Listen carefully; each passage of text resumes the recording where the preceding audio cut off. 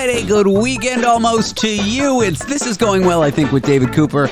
I am David Cooper. It's This Is Going Well, I Think, the show where no one's listening, no one cares, the show where every episode's the last episode. Tonight, Interview Mayhem. In 20 minutes, the world's fourth-ranked competitive food eater whose wife is ranked #1 in women's. Together combined, they are the best food-eating couple this world has ever seen. I'm so excited to talk to this guy. His name is Nick Weary.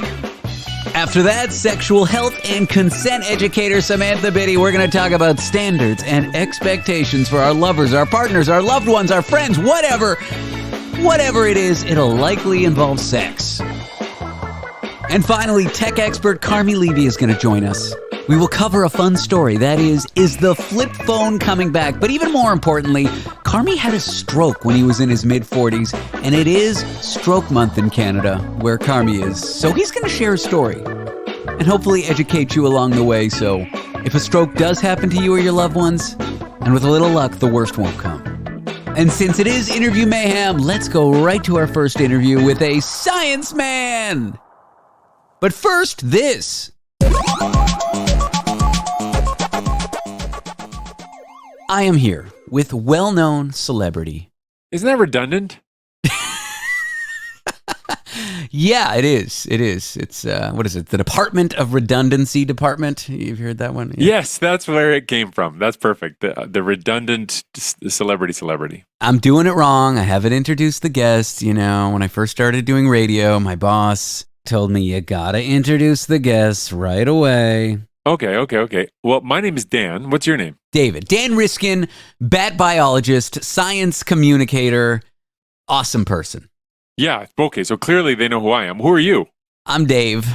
I hate when people call me Dave. David Cooper? David Cooper. Celebrated media personality, former software engineer, Burning Man enthusiast, tank top wearing guy. It's hot in New York and I don't have AC in this room. Oh, brutal.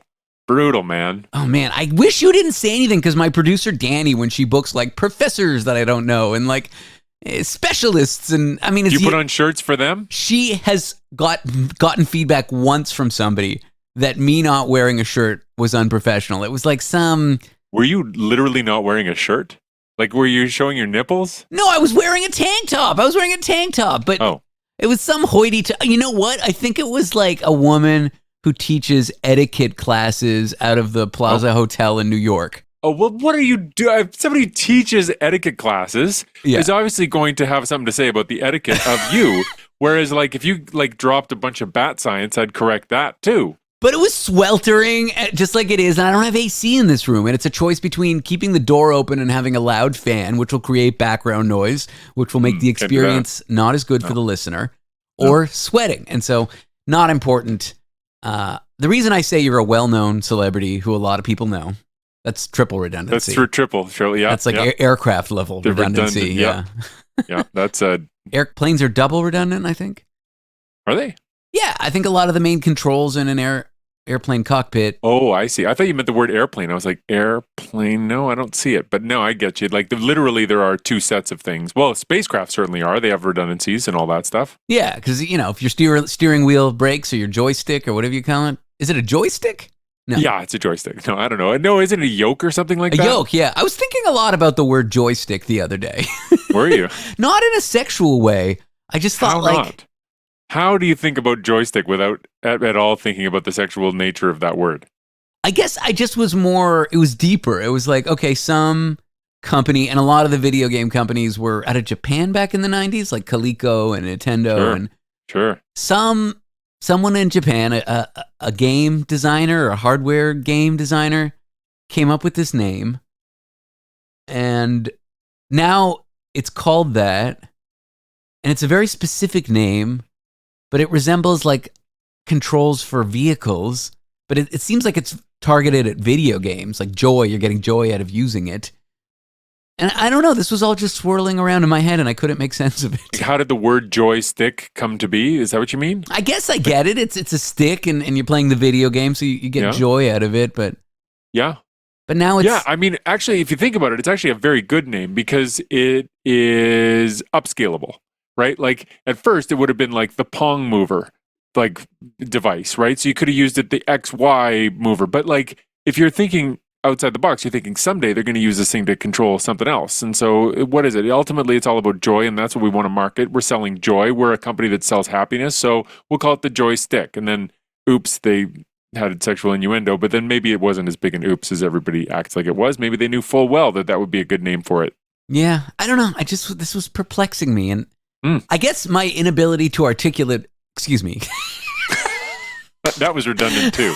My inability to articulate why I'm so perplexed by it is part of why I'm so perplexed by it. Do you ever just stare at words? Yes. And then you're like, I sure do. I don't even recognize this simple word. You know? Like it could be the word there, THEIR, and you just look at it and you're like, what? It's kind of like that, but more on an invention level. Yeah, I got you. So one of my favorite books that I own is a book that I actually do pull off the shelf. I haven't found a website that does what this book does yet. And it's called Composition of Scientific Words by Roland Wilbur Brown. And it's just roots of Latin words. So whenever I there's some genus or species of some Latin thing, I always just pop this book open and I get a little bit of Greek, a little bit of Latin to help me know what the heck the name comes from. And then it all makes more sense. Like Myotis lucificus, right? So Myotis is mouse ear. Myotis lucificus is a little brown bat. Myotis means mouse ear. It's a mouse-eared bat. Okay, cool. It's got ears that kind of look like a mouse's ears. And then lucificus means to flee the light. Oh, well, actually, that's actually kind of a poetic name for a bat. It's a mouse-eared bat that flees the light. And so lucificus is kind of just something you have to memorize, but flees the light. You know, and once you have like the context, it's cool. So yeah, I obsess with words, but not the way you're talking. I don't just stare at the word there. I look at big scientific words and try to figure out what they mean. Yeah, I'm thinking of something completely different. It's sort of like a temporary amnesia. Like the word guess, it's got like a GUESS, and then you just start staring at it and you're like, the U next to the G. It's like when you think of a word, you kind of associate the concept immediately. And like the letters and the concept kind of blend maybe in some weird way. And that blending splits like an emulsion splitting. It's like, you know, you have a fully emulsified dressing and then all of a sudden you got water on the bottom and oil on the top. And that happens to me when I stare at words. And that happened to me the other night with the concept of a joystick. I can't explain it any better than that. I think you've explained it extremely well. It's like not only a window into the conflict around the word joystick, but also just a window into what your mind is like. And I don't experience that. So that's really neat to perceive the world through your eyes for a second. You've never stared at a word that you've seen 1,000 times, even a simple word, and just thought, this looks odd to me. It's more usually, is that how it's spelled? I can't remember if that's how it's spelled. But I don't often, I can't remember. It's deeper than that because you know it's spelled correctly when this happens. It's your ability to match that word to any meaning at all just breaks. Nope. And your rational mind knows what the word is and you know it's spelled right, but there's something deeper where it's like, I can't explain it. I mean, you've explained it. I should probably, what I'm about to say is for parody purposes because I would never admit to a crime, but I used to do substances. I've been sober for almost 5 years. And one time I took, do you want me to be telling the story? Is this going to make you look Sure, bad? Why not? Yeah, go ahead. Someone who isn't me. That's in the 90s on all the, I wasn't an active drug user in the 90s, but 90s like internet drug culture, whenever people talked about drugs, they'd say Swim did this, Swim did that. And it's an acronym for someone who isn't me, which I love. Really? Is that what Adult Swim means? Maybe. Adults who isn't me. I've never understood Adult Swim. I've never understood what that means because it just sounds like nonsensical words, but I'm derailing you. Go on. Anyway, I know there's a lot of science about face matching, and I know a long time ago you did a story about faces upside down with the features right side up. You recognize, and then the faces rotate, and you're like, what? How did my brain recognize that as a face? It doesn't look anything like a face. There's something deeper going on with the way we recognize faces and certain patterns. And someone who isn't me was once on a substance called ketamine, and a lot of it, and I lost my ability. Sorry, this person lost their ability to recognize faces, and I can't explain it any better than that. I looked permanently or just on that day? In that 5 minutes, I was looking at my ex-wife's face and I was like, it was like freaky. It was like a horror movie. Were they your ex-wife at the time or were they still your wife at the time? Still the wife at the time. Okay. Yeah. They're just digging around this story. So maybe it was a premonition of when that person won't be part of your life anymore. Maybe, I mean, I don't believe in premonitions, but maybe. Anyway, this happened with joysticks, and I have no idea how we've spent 10 minutes meandering. We haven't even gotten to this first science story yet. And it all is because I said a well-known celebrity. It just kept on. It's like everything that then came, then you're like, well, that's redundant. And we talk about redundancy, and then I don't know how joysticks, yokes. Yeah, and then we got an airplanes, and then yokes, and then joystick, and then we were gone because you looked at a word on a page. But I do feel like, what we have now is an extra segment that you can use in place of any segment that fails, because this will be evergreen, and you could use this anytime. No, I'm using this now. This is today. Well, but we've made a redundant segment. It comes full circle. This has to go out. It's Friday, June the 21st, which I guess I could just splice in because it's recorded, but I'm not. That's what day it is, and that's what day it's going out. I'm here with Dan Riskin, and we're going to talk about parasocial relationships. Some people get obsessed with celebrities. My girlfriend claims she's not a Swiftie. Do I believe her? No. But could our obsessions with those celebrities make us better friends to the people we know? That is a question that science, through Dan Riskin, well-known science educator, is going to answer in just a minute.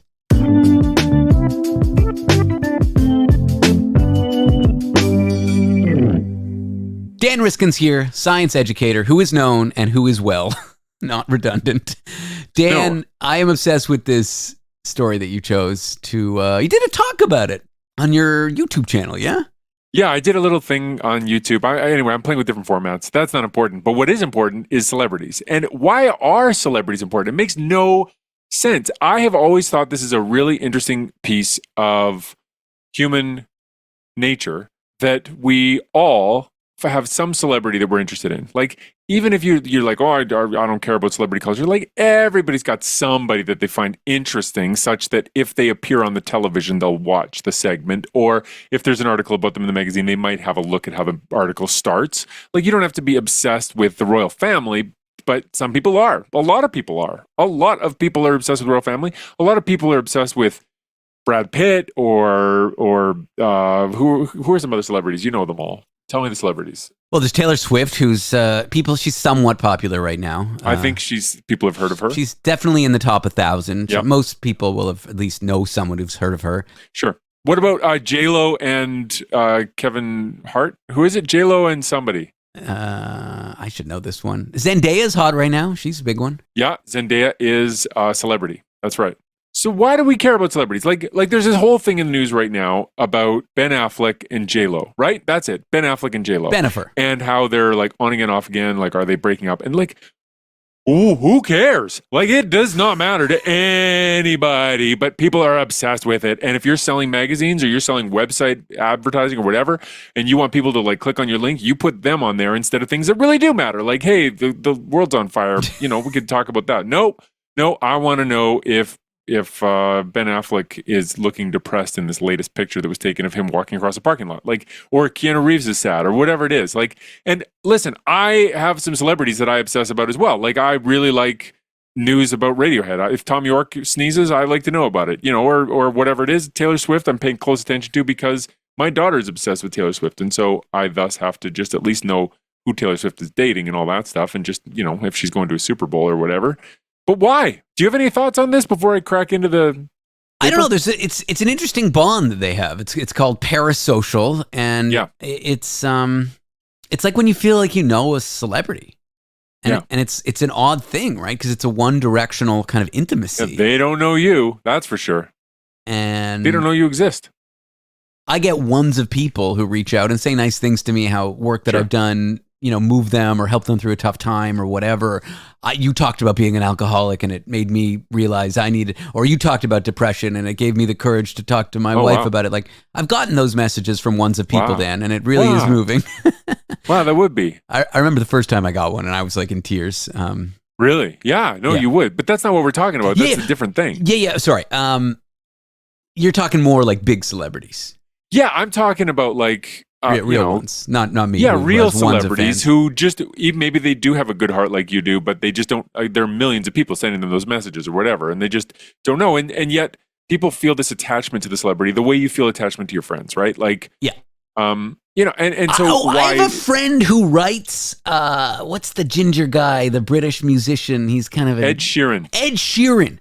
She was drunk one night, and she's like, I was part of an Ed Sheeran fan club when he was coming up, and there is a P.O. box that he has, and it's not widely published, and I write him a letter every week. Oh. And I'm like, how long have you been doing that? She's like, sometimes I'll take a week off, but 4 or 5 years. And I thought she was kidding. Did you laugh? I didn't even know. I was so beside myself. I was like, she's a normal human being. She's like, she's a little too normal, Yeah, really. Real straight edge, real just well-functioning adult. When you think of people who really got their you-know-what together, this woman. You don't think of somebody writing a letter every week to Ed Sheeran and sending it to a P.O. box. But she's an incredibly sweet friend and person, which maybe I think they could be a great person, and that could be a very healthy thing to do. I'm not a psychologist. I don't know. Maybe that's really healthy. Maybe that's like the equivalent of journal writing for nobody. I mean, what's the difference?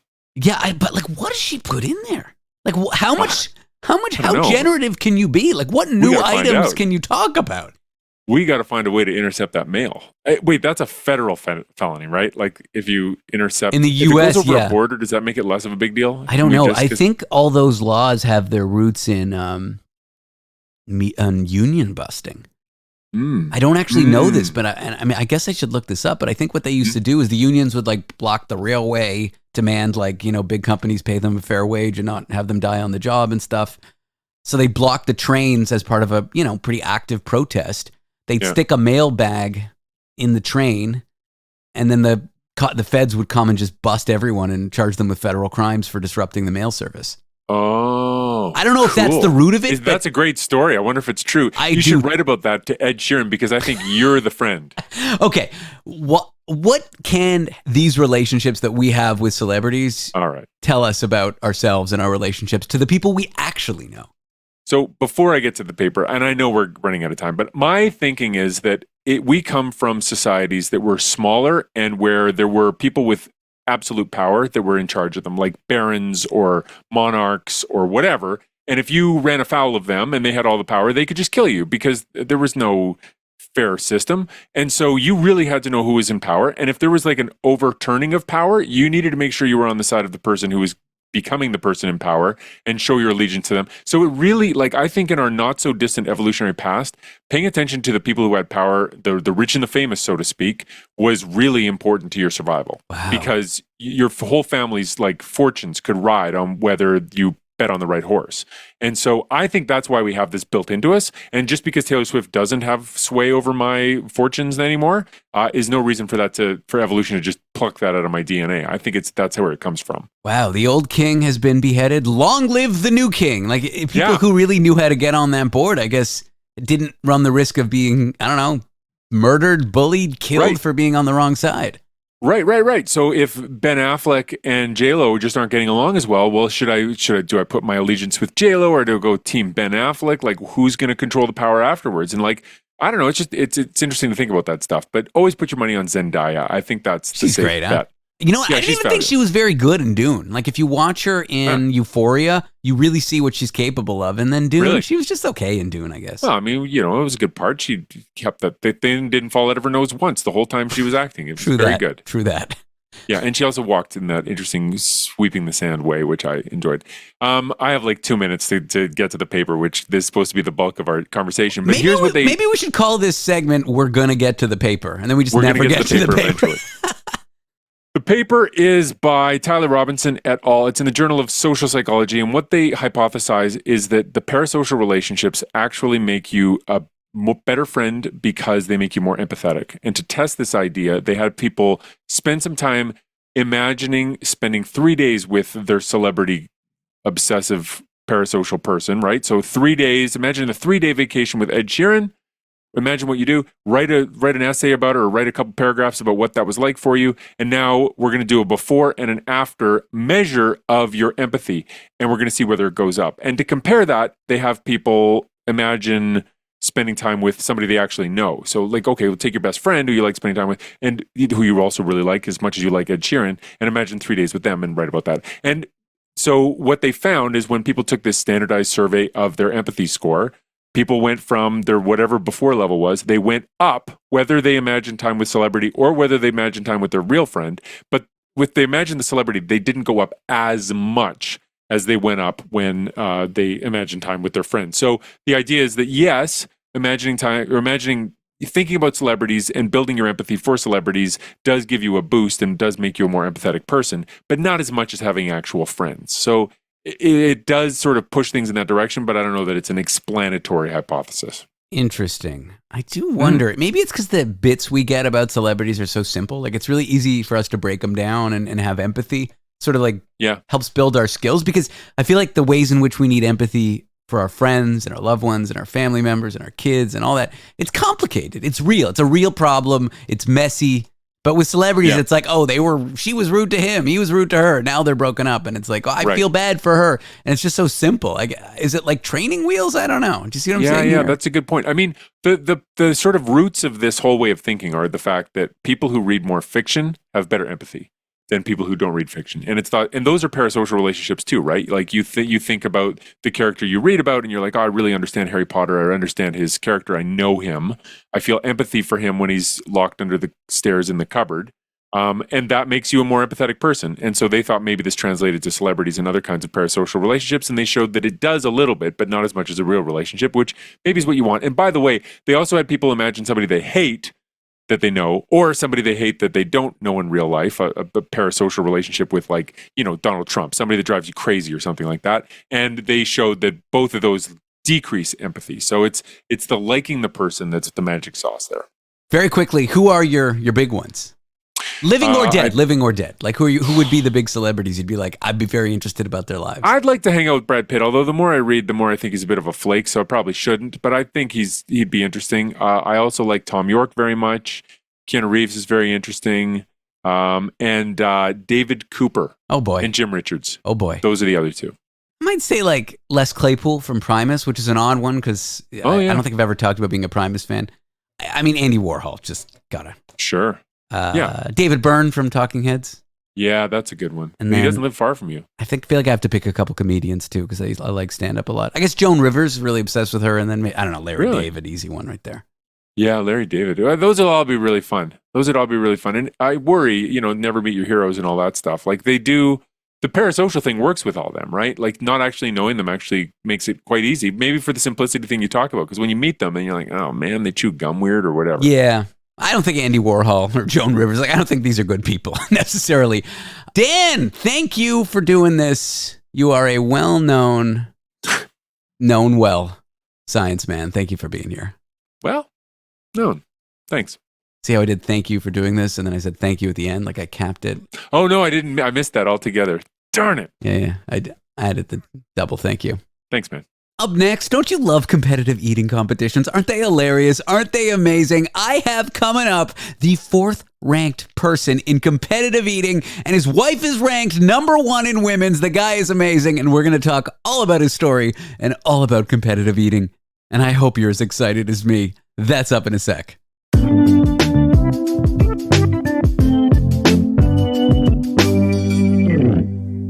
We are here to talk, I am so excited to say, competitive food eating with the 4th ranked competitive eater in the world. I'm sitting here with him. I see all the belts in the background of his room. They are just littered across the wall. Wonderful colors, like a pink and a gray. His name is Nick Weary. Nick, I am so excited to talk to you. Thank you for being here. Thank you so much for having me. I'm excited to chat. I don't even know what to say. I live in New York. I've never gone to Coney Island. But my girlfriend's gone to see Johnny Appleseed or Joey Chestnut or whatever his name is. He doesn't matter. Who cares about him? I was a Kobayashi guy, for those who don't know. He was number 1 for a time, no longer. God, I don't even know where to start. I'm so excited. Wherever you are, man. Let's start at the beginning. How do we get into this career? It's a story as old as time. No, It's a very relatable tale that anyone can identify with. Yeah, exactly. Tripped over the door jam. I was a competitive bodybuilder for about 10, 11 years. And my appetite to continually put, lean tissue on became like a running joke. Because I put on probably about 75 pounds after high school over the next handful of years. And that took a lot of food. So eventually one of my friends convinced me to enter a a punchki eating contest. They're like Polish jelly donuts around Fat Tuesday. And what is in a Polish jelly donut? I don't even know what that is.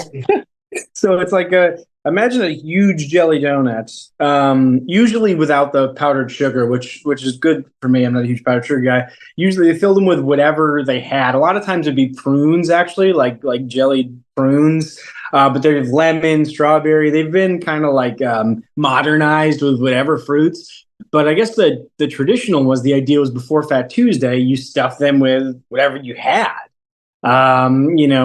And so they would do a lot of like prune bases. So they weigh like half a pound each. They're these very dense jelly donuts. And I entered the contest because they told me I could raise money for charity, win money, and get free donuts. I'm like, that's a pretty sweet deal, dude. That's a pretty sweet deal. What could go wrong?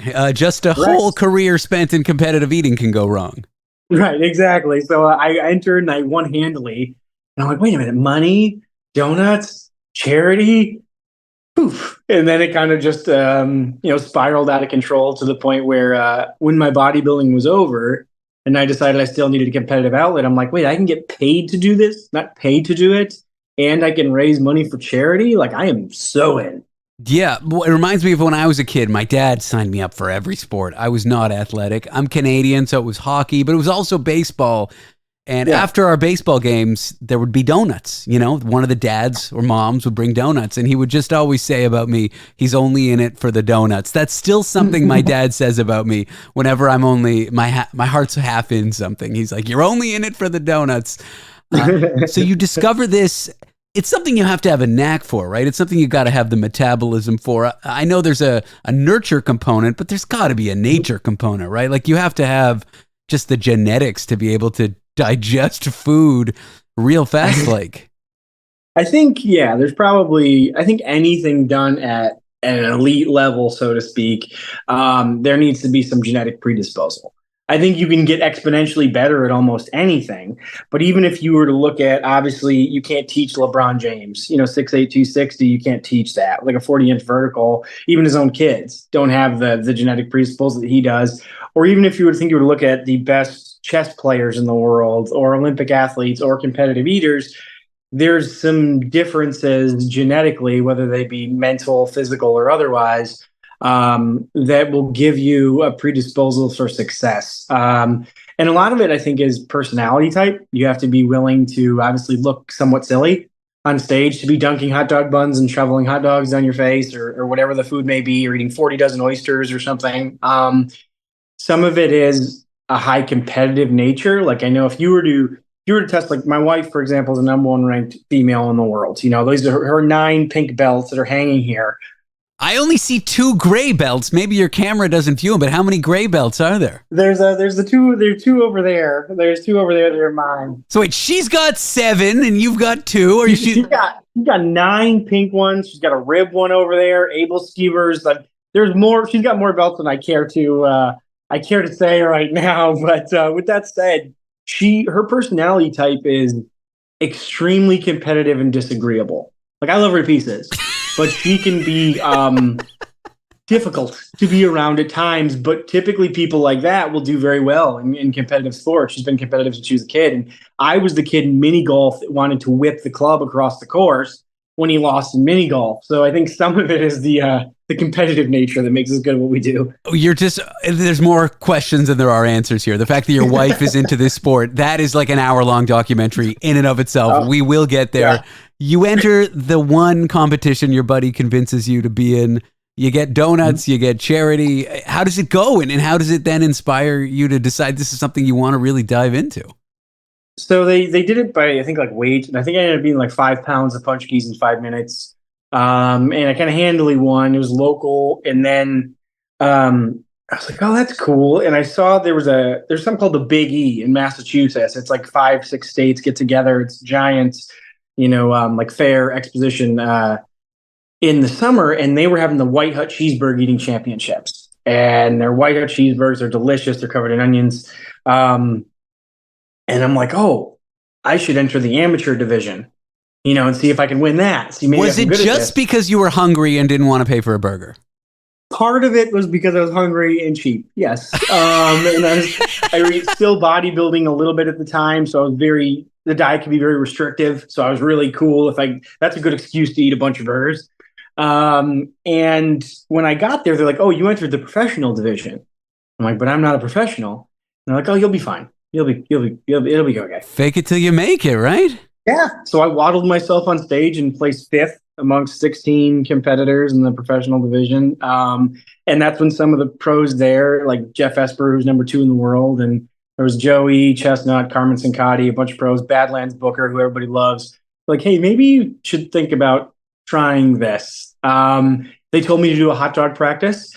I didn't know what the hell a hot dog practice was at the time. So Jeff kind of explained it to me, and it kind of just, I saw that I had a knack for it. And once I smelled that I kind of could be successful at this, and I found that competitive kind of, it sunk its talons in. I remember calling one of my friends who was a bodybuilder. I'm like, "Rob, I'm going to go do the Nathan's hot dog eating contest. I want to win that." And he was like, "Dude, can't you ever just not try to be the best in the world or something?" Like, no, I cannot. That is not in me. If I'm going to do it, same thing I teach all 3 of my kids. You do something, you do it to the best of your ability. You give yourself to it.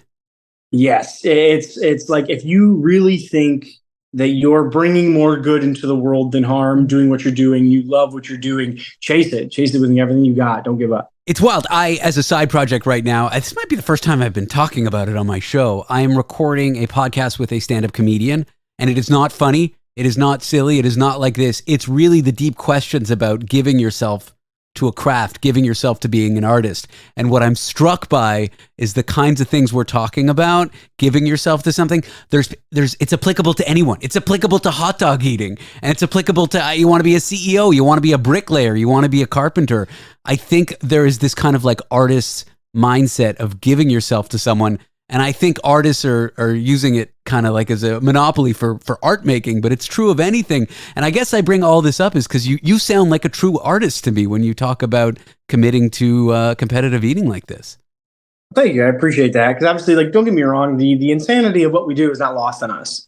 We eat food and people, but we entertain people for 6 to 12 minutes at a time. They get to forget about their day, or we get to raise money for charity or what have you. People are like, "Oh, what you do is ridiculous." It's like, dude, Daniel Day-Lewis got paid like $30 million to pretend he was Abraham Lincoln for months on end, make a 2-hour movie. Is what we do any more ridiculous than pretending to be someone else, or grown men play fighting in underwear with a predetermined outcome, and that's $1 billion industry for Vince McMahon. But that's no disrespect to any of those. They're incredible at what they do. No, it's just the absurdity of it all. It's that you could find absurdity, I think, in anything if you were to look at it. But like you said, really finding something you love and giving yourself to it. Because people always ask, "Oh, are the kids going to do it?" I'm like, man, I hope not, because I think you see the negative in anything that you do. But I would love it if they found something. And, I met the love of my life doing this. I get to travel the world. They found something they really loved. Like I loved bodybuilding or this. And they could make a living off of it. They could do it and they could love it. Like it's really one of the most amazing things in the world to, it's anxiety riddled and it's tough and you put a lot of pressure on yourself, but it's like the give back to that. It's unlike almost anything there is. The insanity of it. I quit. I was a Silicon Valley software engineer. I was working at a big public company. I had a decent income. I quit without any prospects at the time to be in talk radio and podcasting. And I have a Jewish mother, okay, who expected me to be, a professional, have a good job. We didn't pay for college for this. I guess it's university because it's Canada. But there's a craziness to giving yourself to any craft, whether it's being an actor, competitive eater, really anything. I am here with Nick Weary. I am excited to talk more, and we're going to go over a guide to meeting a wife who's also a competitive eater, a guide that's applicable, I think, to everyone. These are simple steps you can follow to find a wife in competitive eating when you're also a competitive eater. Again, applicable to everyone. We'll be back with Nick in a moment.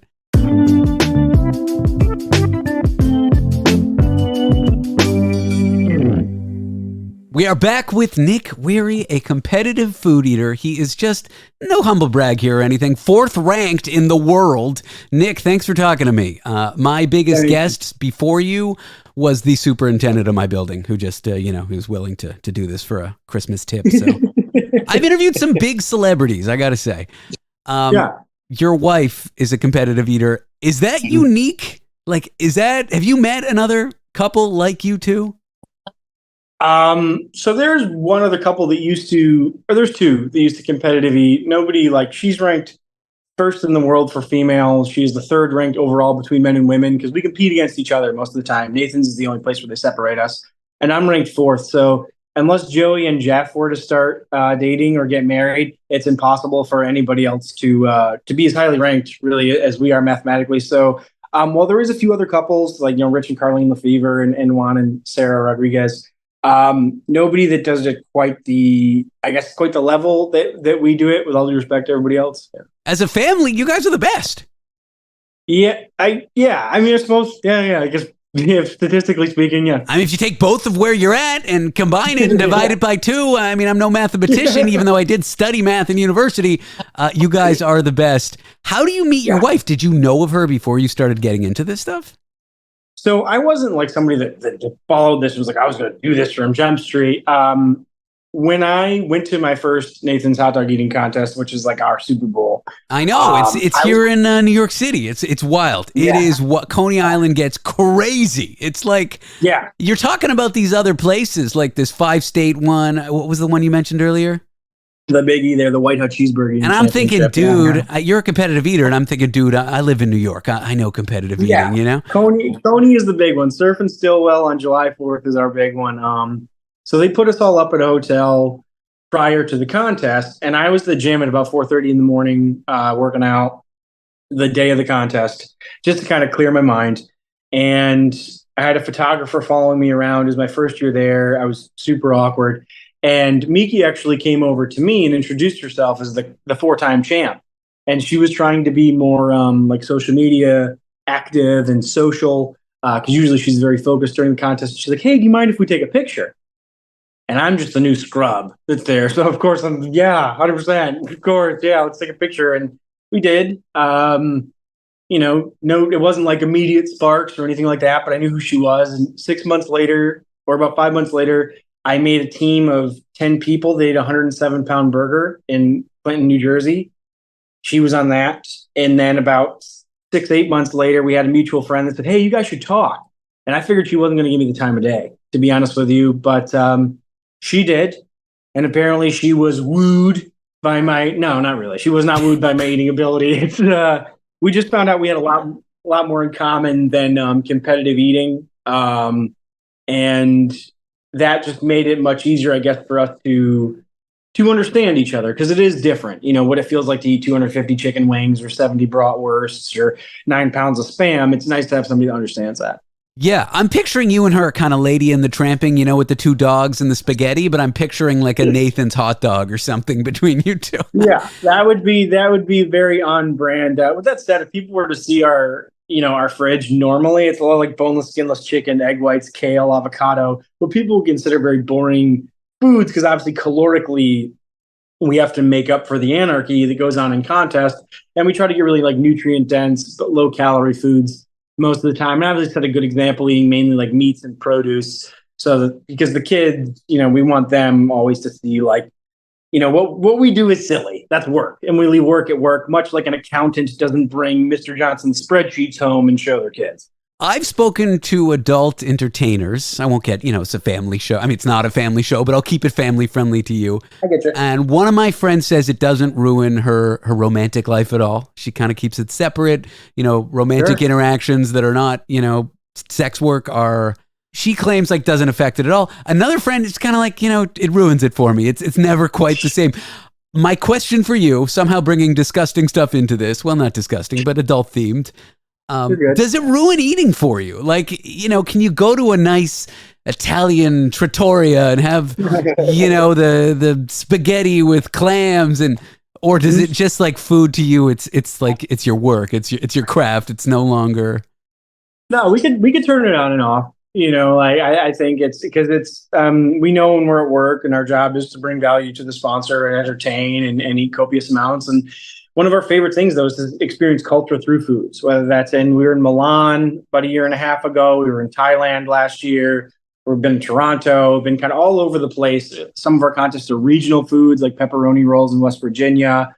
And we can just sit down and enjoy. Most of the time, we're enjoying normal portions, I guess somebody would say, or probably slightly lower portions than most people because of our exceedingly high portions during contests. So definitely doesn't ruin food. I would say, like, if I was to do a bratwurst eating contest on a Saturday, Monday night, I'm probably not having bratwurst for dinner, but within like a week or two, that flavor will be back into something I may crave or want. Good. Prep. What does prep look like, a week out, a day out, a month out between a big eat?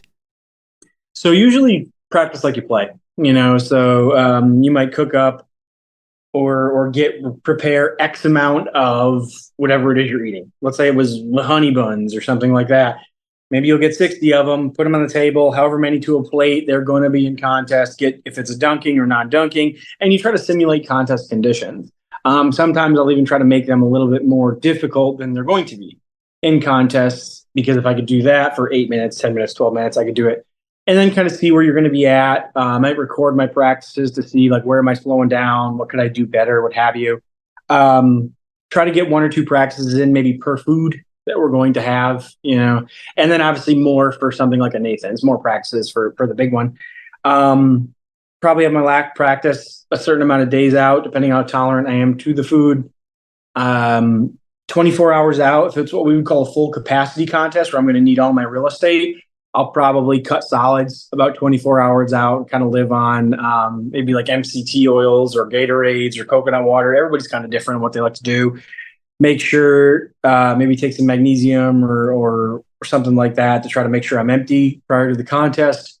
And then just get fast, easy digesting things with fast gastric emptying, so that I'm fully empty going into the contest, but I still have energy because I'm not completely fasted. So. You're not like popping the Gas X chewables just before so that you're not farting during the nothing like that. Okay, you're not but juicing. Afterwards, sometimes I might do some some Pepsid or like some digestive enzymes or something like that. I'm struck by what you said about recording yourself, because earlier I was talking about this project about what it means to be an artist, and for my friend. One of their big things that helped them improve as a comedian was listening and watching tapings of themselves. Again, You are an artist. I got a few more questions here. What's your favorite thing about it? What's your favorite thing about what you do?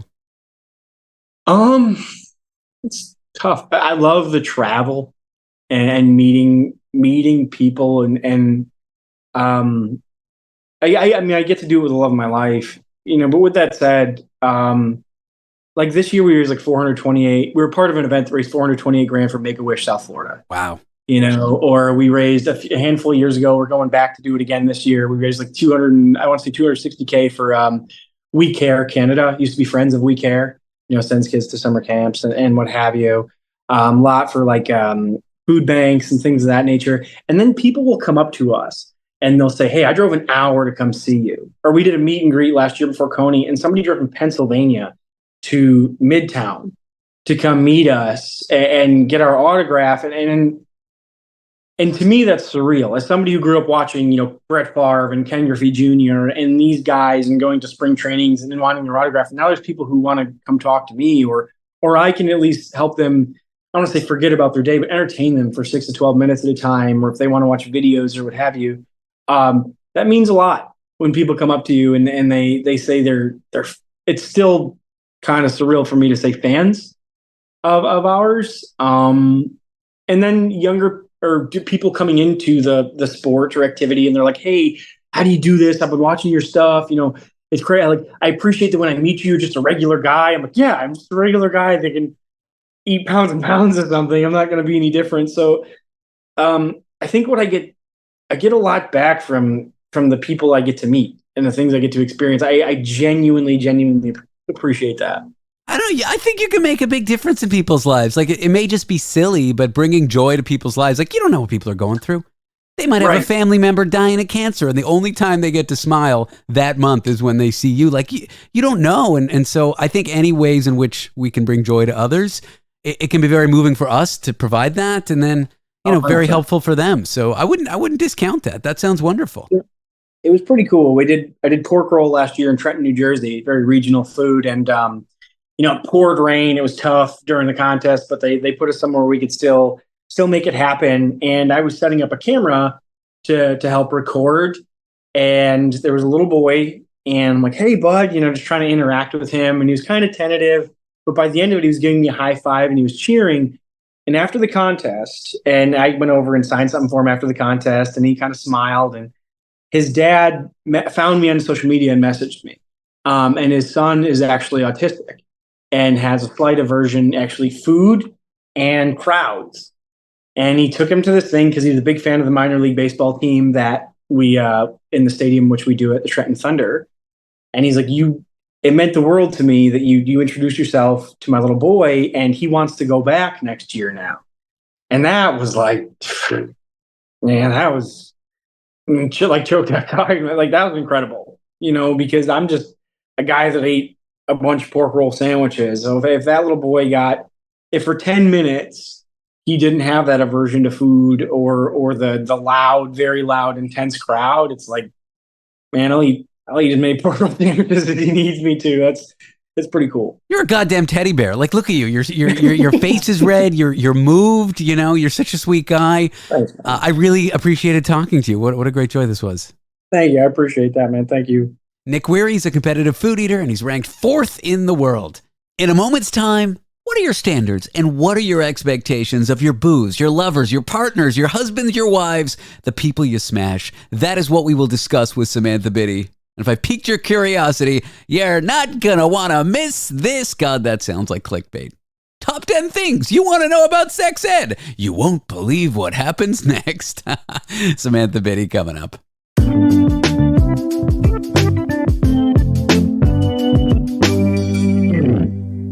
Oh my goodness.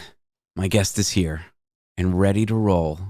They're in an amazing mood. Sparkling, beaming sunshine. We're here to talk about sexual health and consent. And I think we used to call the segment Sex Ed when it was more polished. I didn't really like it, but that's what we went with. Her name is Samantha Biddy. Samantha, thank you for being here.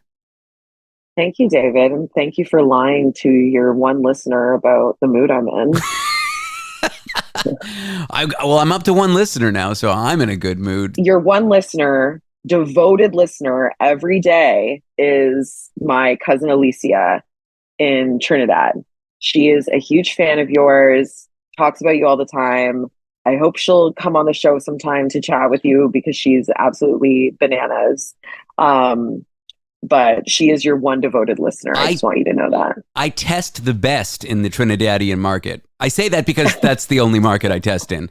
Alicia, did I get it right, Alicia? Yeah.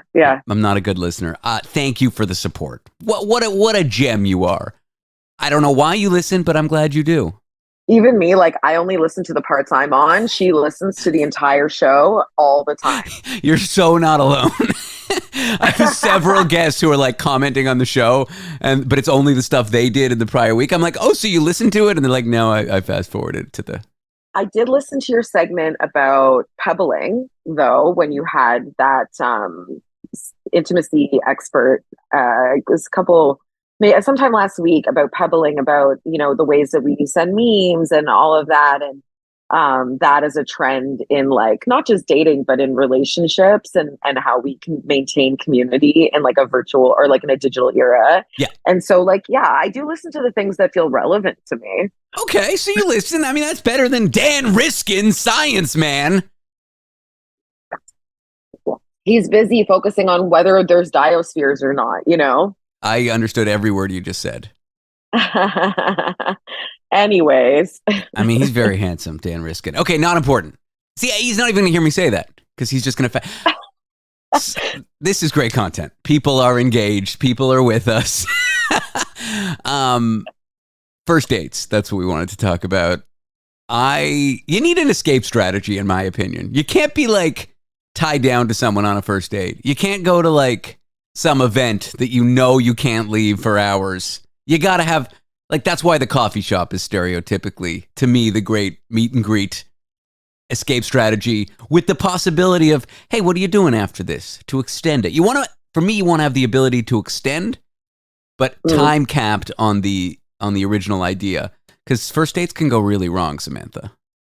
And not even just first dates. I think like as you're getting to know someone, I have a lot of very strong feelings about first dates and like ideal dates and stuff like that. And it's obviously something I talk about with people a lot. It's something that like I'm dating, so I go on first dates in theory. And I always like to ask like, oh, like what do you like to do for dates? Whenever I'm like chatting with someone new on an app or whatever, and just getting a sense, what are their interests? How do they like to date? Some people are out here like professional daters and have their like structured routine, the things they say, whatever. You can always tell when you're on a date with a professional dater. And I actually hate a first date coffee. I think it is boring. I think it is unsexy. I think it is like, what if we want to smooch and we're just like, it's like coffee. Like, I'm not into it. I would rather go to the arcade. Like, let's go to the arcade. Ooh. Yeah. I mean, well, because I don't drink. So my first dates are very rarely a drink. I don't mind going for a drink because lots of non-alc options exist. If someone is like conscientious of that and they're like, do you mind if I drink? Or I'm like, yeah, sure. If they have like one or two, it's like reasonable. If they're like doing shots with the bartender, it's kind of like, okay, well, I'm gonna head out, like whatever, right? But like I love going to the arcade because then I know I'm gonna have a good time because I love video games and I love to compete. And I feel like if I'm gonna be compatible with someone, they need to be able to talk shit. And that's what video games is all about. And competition makes me horny. So it's like, that's like a good first date for me. And like $10, play all you want, arcade opened like 3 minutes walking distance from my home, which, as you know, I like to keep the perimeter short. When I go on a first date, I want to make sure that I can get home easily, whether it's because I'm out or it's because they're coming home with me. I will not be taking an Uber. I will not be biking somewhere. Like it's just not it. So anyway, yeah, I love an arcade first date. I do like a drink first date if I already think they're sexy and I know I'm going to want to like be in a sexy environment, but you will not catch me on a coffee first date. Boring, unsexy for a coffee date. Like that's what I have on my dating profile if I ever get single. Just boring and unsexy. I love the arcade because it's playful and yeah. I don't know. There was this in the 90s. Remember, like negging, like playfully insulting each other. There is certain play when you're kind of like getting on each other's cases, but playfully insulting each other is gross. It's cheap. It's kind of loaded. It's yucky to me. I love the competition of kind of like the fun negativity that comes with competing in video games. I just love it. I've never thought of it, but I love it. Negging and talking shit are very, very, very different. Yes. I find that negging is an issue with the like 40 plus crowd. Like anytime I've dated a man who is over 40, he thinks that like making fun of me or like putting me down in some way is like a way to flirt. And it's like, baby, that's not it. Like I actually need to be like worshipped and like celebrated. Like you're so lucky to be with me, not like like, ew. I said negging. I got a full disclosure here because I knew it would. I was hoping I would stir something up, but maybe I was being too cheap with my with my controversy or attempt at it. But yeah, it's very like insulting people. That's not playful. Teasing, teasing. I think that's where the line is, and teasing can be fun, and it's not necessarily insulting. And video games, arcade. Whatever what's that thing with the basketball that you shoot? Is that just called basketball? I'm terrible at that. Sure, yeah. Like now you have a focus with which to tease each other. The games.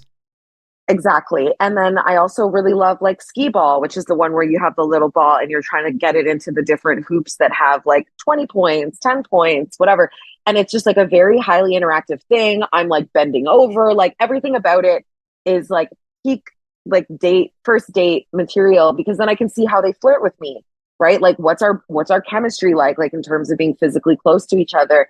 And I feel like it just is such a great venue that also if somebody is nervous, that they're able to like focus on something. And especially now where everyone has the ADHD and like whatever else, it's like, here's something that we can focus on. We have a point of conversation. There's always places to kind of like sit and chat if you want to. You can be physically close if you want to be. And I just think that it's like, I like it as a first date because it helps people kind of warm up to each other. And also, if there's no vibes, you're still playing games. So it's like, yeah, we had a nice night out. Maybe we're not going to smooch, but like all is well, you know? And the thing now that people have, to your point about negging, is like, and it's on everybody's dating bios, is like, need good roast to flirt ratio. Everyone's obsessed with roasting. Everyone's obsessed with good, quote unquote, banter. And if I see those words in a bio, I swipe. What's the direction to go away? Left. X. I'm swiping left. I usually press the X or the heart. I can never remember the right swipe. The swiping. I love, what's the ball game? What was that one called? Skeet ball? Ski ball. Ski ball. It's very sexual. You're right. Bending over, grunting as you throw the thing. I mean, the game is balls. I guess that's very heteronormative, but or male gay kind of thing. But it's got balls, you know. I love the term male gay. Male gay. It's Pride Month. Happy everyone. Pride. Yeah. Yep. Male gay. You know when like things are really outdated or just sound wrong, they're not actually offensive. Like they shouldn't offend, but they just are off. And I feel like male gay is in that category. Sure. I mean, anytime we say male or female, it's like very antiquated and problematic or whatever. But like, yeah, male gay took me, like, that was really, I appreciate that. My Tinder profile: boring, unsexy, antiquated, problematic. In all the right ways. Well, some of the right ways. Samantha, we are going to come back with you. God, I love talking to you.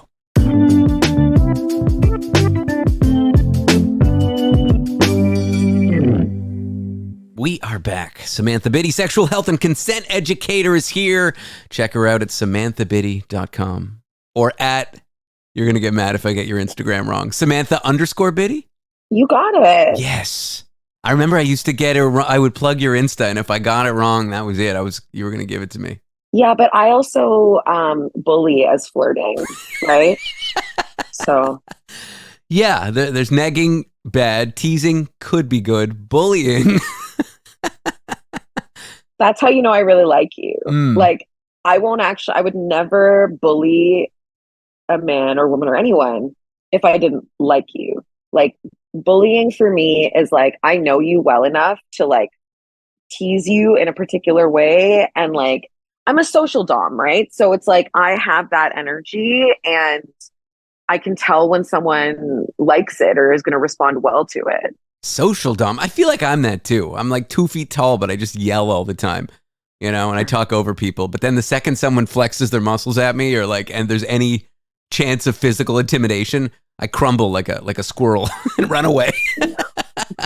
I've got a big mouth until it starts to count, and then I'm out of there. As I run away, I'm apologizing. It's a good thing to know about yourself. I don't run away. I'm very much a okay, are we doing this? Like kind of person. So I like the bullying for you. I think my ex-wife has changed her number, but I wish I had it because I feel like you and her were just. It's not an insult. She's great. I mean, she's whatever. She's my ex. Doesn't matter. Okay, moving on. Do you still want to talk about first dates, or should we talk about standards and expectations for lovers and partners? And yes, I took notes as we were talking before I started rolling because I'm a good listener. You are. You're such an excellent host, and we work so well together. Stop it. I had a meeting with like my team, basically, those who work on this show every day, the other day, and they all went around giving me compliments the other day, like why they want to work with me and why they believe in the show. And I was like in not the fetal position, but my upper body was in the fetal position. I was like squeezing myself. And then when they finally I got to talk at the end, I told them, thank you all. I'm very grateful for you, but I'm in literal physical pain right now. So thank you for the compliment, but yes, that's all I'll say.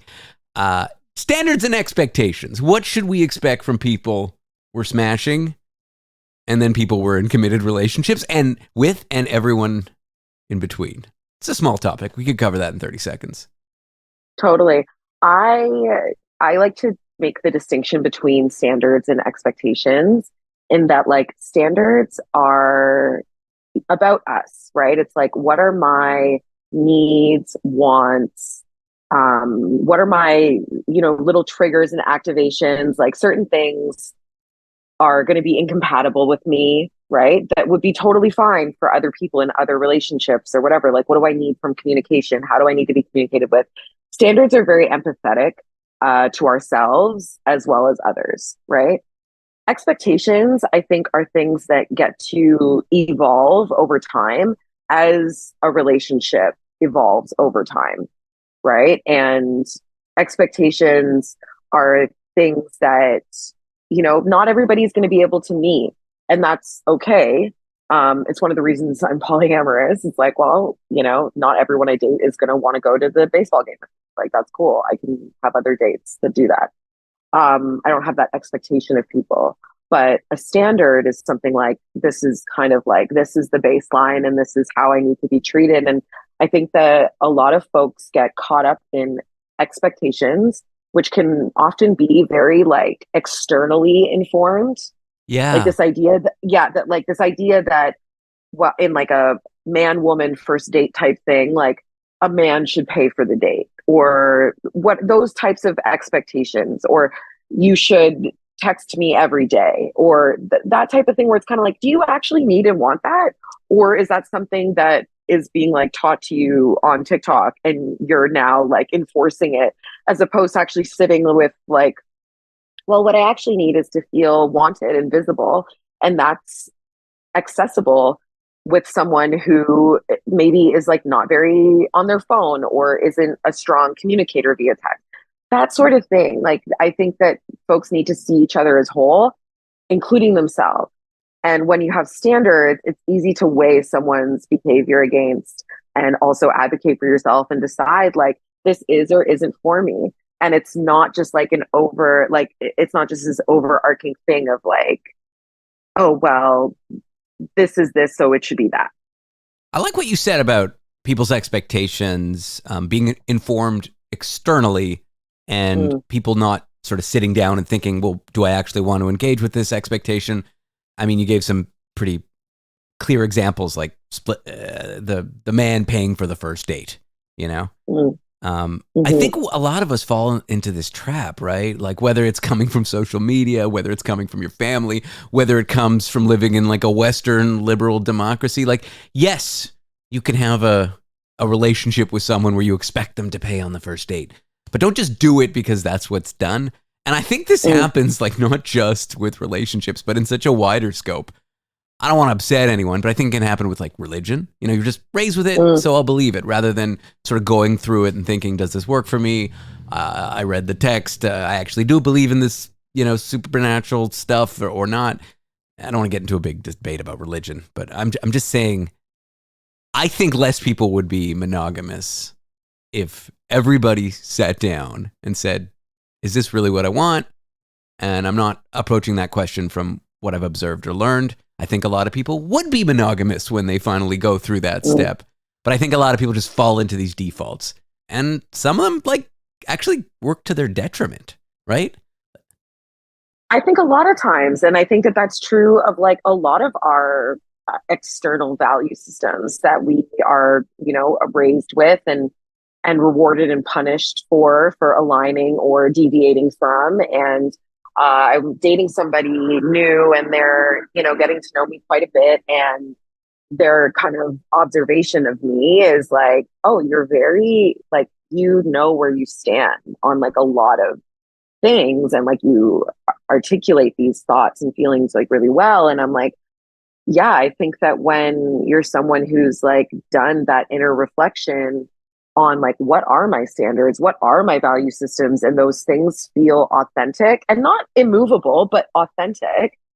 It's a lot easier to assess what's happening externally and be like, this either aligns with me or it doesn't, or maybe it's not that binary, but either way, it's like, I'm a very opinionated person because I know where I stand.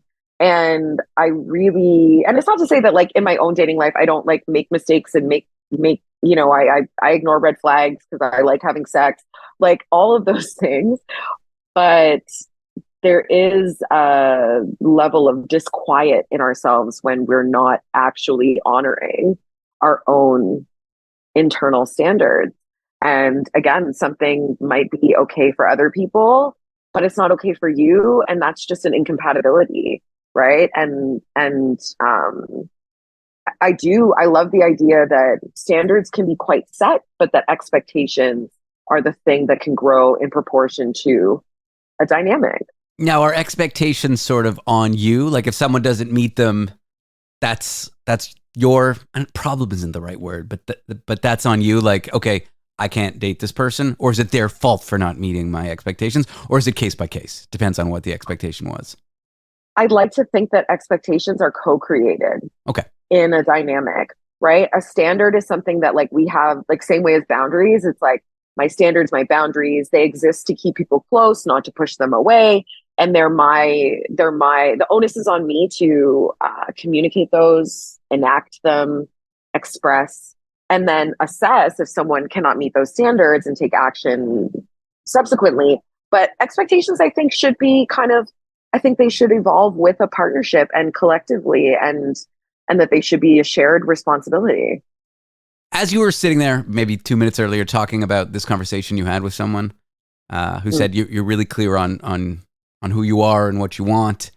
I don't know. I was sitting here thinking I really value our relationship and our friendship and your help with the show. I don't know why that came to mind, but you're very clear with me about you are that way. I think with your friends, I think with everyone, and I really value working with you. And I don't know why I'm being so nice. It's very uncharacteristic of me. As I say it, I'm like, am I being sarcastic right now? I don't even trust myself, but I mean what I say. And I just want to thank you for your help, for being on the show. You're a wonderful performer, and you're a great friend. I appreciate that. You know why you're soft is because it's cancer season now, and cancer season is all about love bombing and being soft.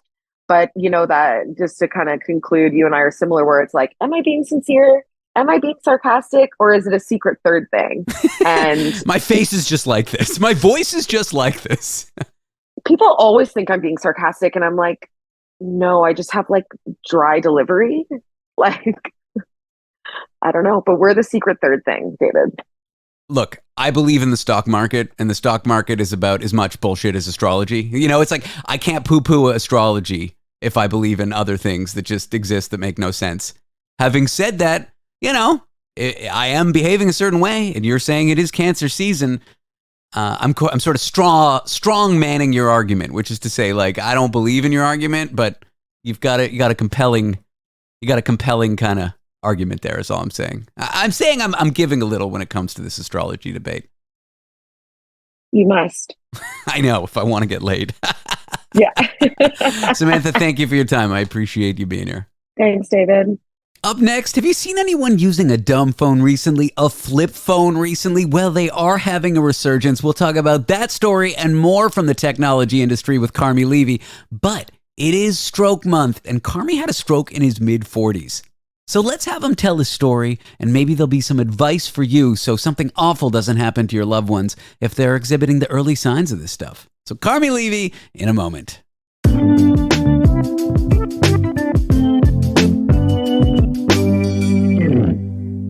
We are here with tech communicator, tech expert, technology man, Carmi Levy. Carmi, welcome to the show as always. Oh, it feels good to be welcomed back, and I appreciate the invitation. Thanks, David. I want to do something a little different today. I like different. The United States and Canada cannot agree when stroke month is. In Canada, it's June. In America, it's May. But because I like you and you're in Canada, we're going to talk about strokes because, as I understand it, in August 2013, you selfishly, without any regard for your family, had a stroke. How dare you? Yeah, how dare I? How dare I do such a thing? Yeah, it was one of those that my doctors called it a freak accident. And you didn't think about me, Carmi. If it had been worse, I never would have met you. It's rude. No, I didn't. That's true. I should think I should be a little more empathetic in future, and I promise I won't be as selfish next time. hopefully I won't have a major medical emergency next time. We'll see. I feel like I have to pause because in case that joke didn't work, I want to make it clear. I don't think Carmi is selfish, but I do want to talk about the stroke and your experience because you were not an old man when this happened. I just turned 38. You were just a few years older than me, like just in your mid 40s, and wild. Yep. I was 46 years old and I was riding my bike through the countryside of southwestern Ontario, just outside London, Ontario, where I live. And it was a hot August day. I had been on the bike for, I think, at least 50 kilometers, 30 plus ish miles. It was a long ride and I was sweating. I was not happy because I don't like heat. And I came across some construction and the road was blocked and I needed that road to get home. And because of it, I had to take a long detour. And so as I turned around to go back from whence I came, I flipped my head over my shoulder. And unbeknownst to me at the time, I somehow tore my left carotid artery. Wow.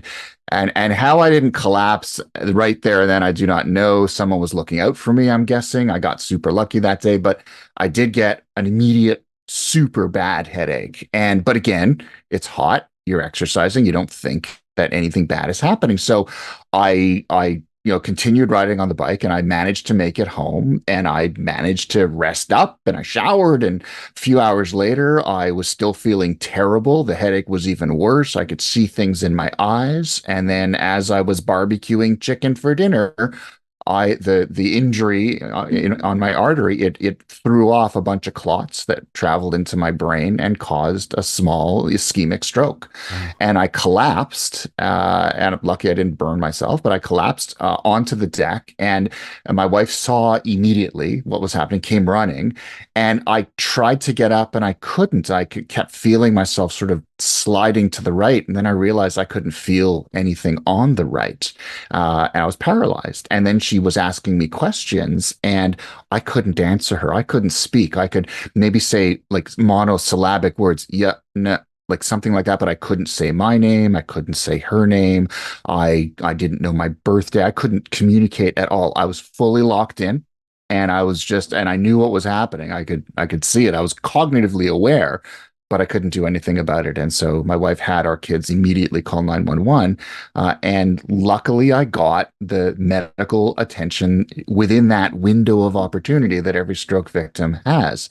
Your brain cells are dying when you've got a stroke, and you either reverse that stroke immediately or you will suffer long-term damage. And I was lucky that I got the help within that window. And within a day, about 26 hours after I got to the hospital, they kicked me out because I was back to walking. I was back to talking. And they said they couldn't do anything more for me. Just go home and rest, which is exactly what I did. And so to this day, I realized I dodged a bullet. It took a year for me to kind of figure out, how do I talk about this? Like, how do I tell people that, a guy who is a journalist and analyst talks on air about technology all the time. How do I explain to people that I had a stroke because I rode my bike? And after a year, I posted to my blog and I wrote about it, and it just touched off this wave of attention. And I realized that as people stepped forward, they were telling me about their stories, that they ignored the symptoms, that they waited for too long, and that in the end, they suffered because of it. They suffered lifelong disability. In some cases, people lost their spouses because they ignored their calls to go to the hospital, and they never recovered. And so that killed me. Honestly, that one person should, not have the opportunity to come back to a reasonable life like I did, because they were too stubborn or too proud to get medical care, or just didn't have the knowledge or education. Exactly, and didn't think, maybe I'm too young, maybe I'm too healthy. The reality is, stroke is no longer something exclusively limited to seniors. It is all age groups. Particularly women are also being affected disproportionately, and the data is disturbing. And so if you are young and healthy and you exhibit those symptoms, but you think, it's not a stroke because I'm not that old, you should still be aware it can happen to you too. And so that's why ever since then, I tell my story. And I when the Heart and Stroke Foundation in Canada stepped forward, and asked if I'd be interested in participating in their stroke month and helping share my story, I jumped at the chance, because if one person hears it and recognizes that in themselves, then it is absolutely worth it. And because I don't want to hear those tragic stories anymore, I want to hear stories like mine. You talk about women. Isn't it awful that there's this stereotype that exists to the detriment of women, that it's like a male problem? I think it's for heart attacks too. There's this stereotype that strokes and heart attacks happen to men, and it's bizarre and unfounded and not true. And it means that women are less likely to seek care and they're less likely to be taken seriously. Isn't that just awful? I mean, it's not really a question. It just wanted to note that. It absolutely is. And what's frightening about it is, these are both silent killers. And because traditionally the perception, the brand has been, well, women aren't affected by it, they're more likely to dismiss it, or they're more likely to ignore the symptoms. And as a result, it increases their vulnerability to this kind of thing happening. And so, the data is very clear. Women, it's striking women as well. It's striking younger people as well. It's striking people without the traditional risk factors of, high blood pressure or diabetes or, some other pre-existing condition.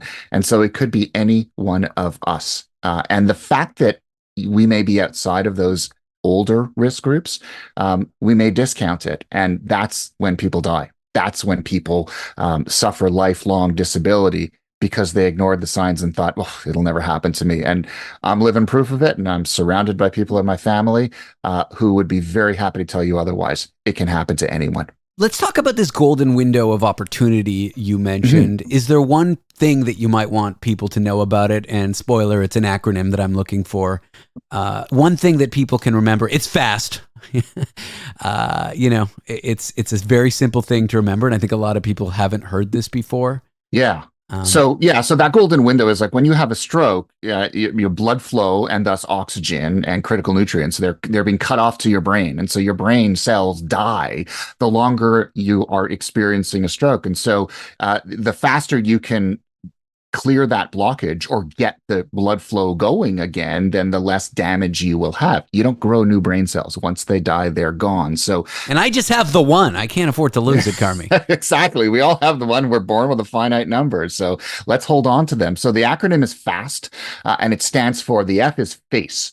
And what you're looking for is it drooping on one side? Because normally in a stroke, one side will be affected more than the other, or the other won't be at all. And so do you notice one side kind of sliding down a little bit, or maybe it doesn't react as well when they try to speak? You'll see that side isn't responding as well because it's passive. There's nothing happening there. The A in FAST is arms. Can the victim raise both arms? Again, if you're paralyzed on one side, that's not going to happen, and that's going to be an immediate tell. And in my case, that's exactly what it was. My right side was like a whale beached on, stuck on a beach. I could not move it, and I tried to lift both my arms as my wife commanded me, and I could only lift my left one, and that was an immediate tell for her. S in FAST, speech. Is it slurred? Is it jumbled? Are the words coming or not? I couldn't say my name. I couldn't say words at all. I couldn't put a sentence together. And that was an immediate tell because, as ask anyone in my family, all I ever do is talk. So that's an immediate thing. So if your face is drooping, if you can't raise both of them together, and if your speech is slurred or jumbled, then the T, that brings us to the T in FAST, and it's time, because you cannot afford to waste time. Call 911 right now. And don't wait for it. Even if it turns out that it isn't a stroke, better to be embarrassed when you get there than to wonder and regret after the fact. Call that number. Get the help that you need, because those are clear symptoms of stroke. I can't imagine what it was like for your wife and kids, but I'm so glad that you got there in time and didn't have to be kind of an awful situation, just a little minor trauma. Dad collapsed. Yeah. It's awful, but he's okay, Yeah, I agonize over that every day, that I put them through that, but at the same time, come on, stop it. I know it, like on a rational level, we know that that's a ridiculous thought, but on an irrational level, like we can't help but think that, right? Exactly. And here we are almost 11 years after this happened, and I know I still get, even like our friends, they'll look at me, "Are you okay? How you doing?" Right? And full well it hangs over you for the rest of your life. And I'm okay with that, because if it means that everyone's aware of it and that we continue to have those conversations, then by all means, I will be the poster child for it. That's fine. But make no mistake. changes your life, and it's kind of up to you to decide how you want to play that. I want to turn a negative into a positive. I want to find light here, and I want people to be more aware, and I want us all to be talking about it all the time. And if that's my experience, then I'm okay with it. Carmi, thank you for sharing your story. When we come back, we are going to talk flip phones. Are they back? Why are people buying them? This story is so funny to me, but I myself is kind of like, I have a love-hate relationship with technology. I might want a flip phone. I got to say, it doesn't sound so bad. We'll be back with Carmi Levy in a second.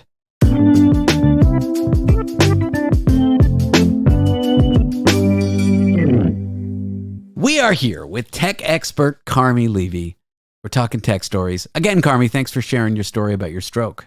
Thank you so much for the opportunity to share that story. I know it sounds weird that the tech guy would talk about, a long ago health crisis, but if my story can, get out there and cause someone maybe to pause and think about it, it's well worth my time. And I'm really glad. I appreciate you giving me the opportunity to share my experience. Fast. Faces drooping, arms. Can you raise them both? Speech, is it slurred or jumbled? And if any of those things are true, and especially if all of them are true, it's time to call 911 fast. Face, arm, speech time. I like it. I just want to go over it. It's almost for me, because I'm embarrassed to admit I didn't know these things in their entirety before we chatted. I printed it out off of the website, I laminated it, and I put it on my fridge. Love it. Love it. Okay, flip phones. This story's really funny to me. Are people switching? Are people sick of the privacy concerns, of the addiction of social media? It seems like all of these big companies with their apps are just driving towards engagement of all costs. And sometimes I look at my phone, I'm like, I don't even care about this stuff, but I can't stop scrolling. I'm not ready to throw in the towel. What I want to do, be a media personality, I'm probably always going to need social media. But I think for some people, they've had enough. Yeah. And it's interesting because those feature phones or dumb phones or flip phones or simple phones, basically it's a phone that doesn't have a touch screen, doesn't have internet access, doesn't support apps. All it does is it makes phone calls and it sends and receives texts. That's it. And what's interesting, we always thought, well, that's something that my grandma would use. My mom is in her 80s and she's got one of these phones because technology's not her thing, and it's simple for her, and she knows how to make a phone call, and that's pretty much all she does. Even texting is a reach for her. And so we always thought this is the domain of the senior citizen. And in fact, what's happening is with data from Counterpoint, they're a research company, they're showing that in the US, sales have been increasing significantly. They doubled in 2023 over the previous year. And now that's 2% of the entire market, which doesn't sound like a lot, and it isn't. And it's not like everyone's going to be dumping their smartphones, but doubling in a limited period of time is pretty significant. And in Canada, similar data, 25% increase in 1 year, and now it's 1% of the Canadian market. So it's still a drop in a bucket. We're not all dumping our smartphones in much the same way that we're not dumping Spotify and Apple Music in favor of vinyl records and cassettes, or I'm not going to stop typing and I'm going to switch to a manual typewriter. But there's an interest in that, and it's being driven by younger users who are sick of addictive social media, sick of the mental health impact that all of this technology is having on them, that they literally live from one notification to the next, and they can't have a life because they're constantly, it's like Pavlov's dog, their phone dings and they respond to it. These things are addictive. And so they want to get off the treadmill. And there's a small but growing and very vocal minority that's saying, you know what, enough. I can lead a digital life and I can balance it a little bit better if I get rid of my smartphone and I go back to rocking that old Nokia that I might have had in elementary school. I feel like if we'd been talking 20, 25 years ago, we'd be talking about the T9 input method. Do you remember that? That was like the best technology, where you'd sort of type the number on your phone that kind of mapped to the word that you wanted to write, and you wouldn't have to scroll through each letter. It would just kind of get the word. And that was the peak technology of texting, back when texting was the new and exciting technology. I imagine that stuff's going to make a comeback with these dumb phones. I was about to say smartphones. It is, and some of these dumb phones have the traditional sort of T9, telephone keyboard. So this is not a QWERTY keyboard. So you will have to get used to, in some cases, pressing the number 3 times in order to get the letter. I remember the old competitions where who can type the fastest on a T9 keyboard. I mean, that was a real like an interesting moment in technology, and I think there's if you look at rising interest in vinyl records and turntables and cassette tapes and typewriters. I think there's a certain growth in appreciation of retro technology, and it isn't going to. We're never going to go back to those days universally, but I think there will always be a small minority for whom it resonates. That maybe that digital lifestyle isn't all that it's cut out to be, and there's something to be said for something that's analog, that's physical, that's visceral, that you can touch and hold and feel.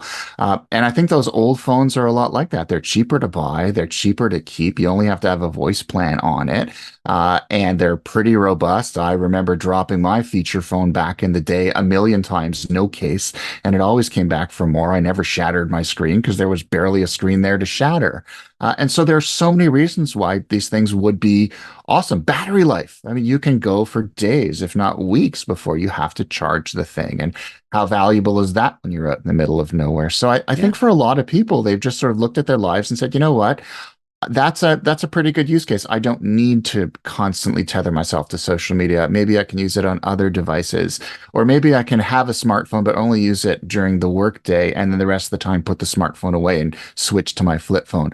I like that people are being more rational and focused about the use of technology, and not just assuming that it has to be wedded to their hip 24/7, 365. Maybe this is the first step in breaking that crazy addiction that Mark Zuckerberg and others have visited on us over the last 15, 20 years. Is that addiction helping us? Probably not. No. And those old phones, remember the Nokia Snake? Like, that was a great game. I love that game.